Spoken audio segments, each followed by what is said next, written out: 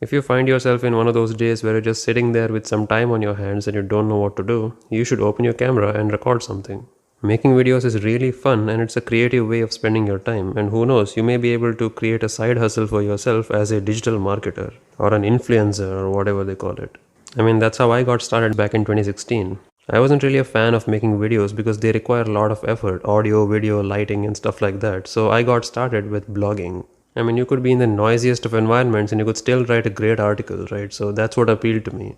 But without realizing it, it took me on a journey of product photography and videography. I started posting these pictures everywhere I could. Yeah, even Tumblr.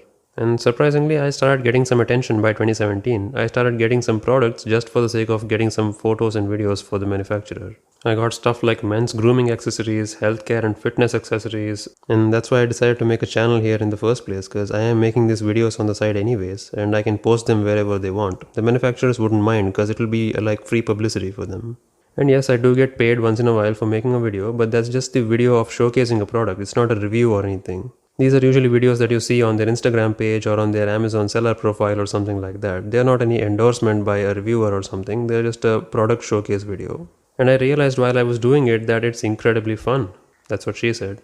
But yeah, trust me, even though your first videos will suck, you will definitely get better, and ultimately when you look at the stuff that you've created, you will feel pretty proud. And I've also noticed that the digital marketing landscape has changed quite a lot. So they look at the value that you provide as an influencer and not the sheer number of subscribers or followers you have. I'm not saying you'll make a ton of money and be rolling in it since day one, but it's a fun experience and you'll get paid for it as well once in a while. So yeah, go ahead and point a camera at a gadget you love using and explain why you like it. Who knows, you may have fun while doing it. Alright, I'll see you with the next one. Cheers.